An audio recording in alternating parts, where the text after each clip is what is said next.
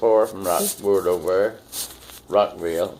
That's off of you. Memories. So you and me got in the truck and we went over there, and he wanted me to check his house. Do you hear me?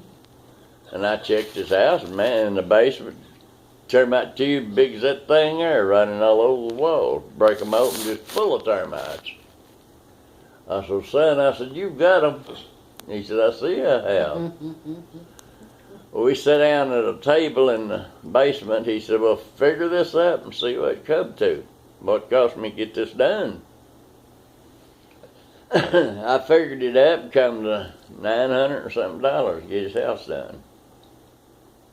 No, he said, Lord, no, so I ain't gonna pay that. I said, well, let me try to figure it some other way where you can have it done. I figured that job up 3 times for him, and come to the end of it, I figured it up where it just barely would pay for the chemical. Not counting our work, nothing.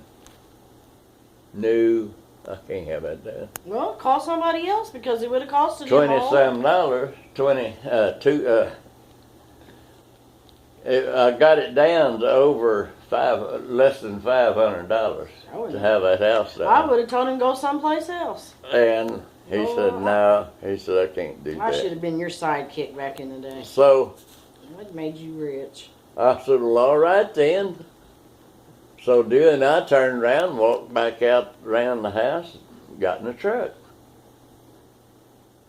And the very minute I sat down in that truck, it was just like you would speak to me. Yep, you told me you wouldn't pay me tithes. I sat there a minute, and Dear said, you missed it, didn't you? I said, yes, I did. And I said, there's termites all in that house. Yep. But I said, I know what's wrong. I said, you wait a minute. I said, you just sit still. He stayed in the truck. I got out and walked back to the back of the truck. It's just as new to me now as it was the day I done it. I set my foot up on the bumper of the truck and I started praying. And I said, God, if you will forgive me for making that remark and furnish me work to make a living, I'll never, long as I live, deny you your tithes. I'll pay my tithes regardless. And that's all I said. And I got back in the truck and I started to turn the key on, and that man come running out the front door. He said, hey, hey. I said, all right. He said, come in here. I went back in the house. He said, when could you do this job? I said, right now. He said, you get your son and y'all go to work. Well, we went to work and it was dark when we got done. He said, let me pay you. He paid me cash. How much did he pay you? Huh? How much did you get? Well, I had told him I'd do it for less than $500. Did he give you more? That was my last offer. Did he give you more? He said, he said, what was that, 500? I said, yes, sir.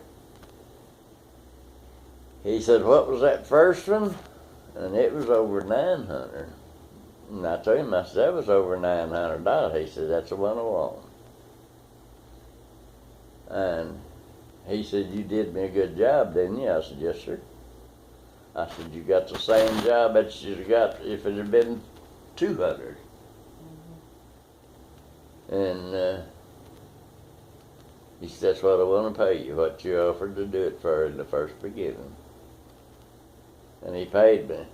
And bless God, let me tell you, God got his part of it too. Don't you think he didn't?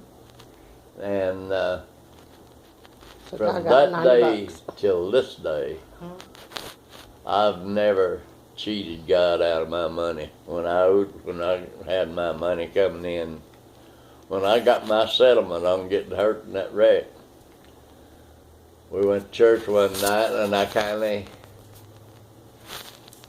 backed up on paying. I said, nope, that ain't what I promised God. I told Cheryl, I said, you write me out a check for $2,500. She says, what? I said, you write me out a check for $2,500. She said, what you gonna do with it? I said, I'm gonna give it to Brother Hurd tonight after church. She said, what are you talking about? I said, that's what I owe him. Oh, the Lord. I said, that ain't quite all of it, but I said, I'll catch the rest of it on my check. And I did. And that day, listen, when I had money coming in, God got his part. And I never went without nothing since. Never. I've never had a lot, but I've had enough to make it.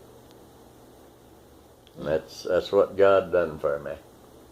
Not only did he do that for me, he straightened my life up to where I know I'm headed for heaven. That's the main part. I know when I leave this world where I'm at. I know that. I've not got a fear in my life. You ain't going nowhere, are you? Huh? You ain't leaving yet, are you? To that. Well, I don't know. It could be like a little girl in Sunday school. To the upper room in the sky. Did I ever tell you that joke? No. There was this big church, you know, and Sunday school teacher, and she had a bunch of little bitty people. It's a long story. And she was teaching them one day in Sunday school, and there's a little boy sitting on the end of the end seat. Story time. He's sitting there listening real good to what she said, you know. He said, she said, all you children that want to go to heaven, said, hold up your hand. Every child in that class held up her hand, that little boy. He sat there and looked at them. They took their hand down. She said, son? Said, honey, said, did you hear what I said to the children? Yes, ma'am. Said, do you want to go to heaven? He said, yes, ma'am. Said, well, how come you didn't hold up your hand? He said, I didn't know you was taking a load yet. Wow, I'm glad I got that one. You didn't know? They sound like some kids.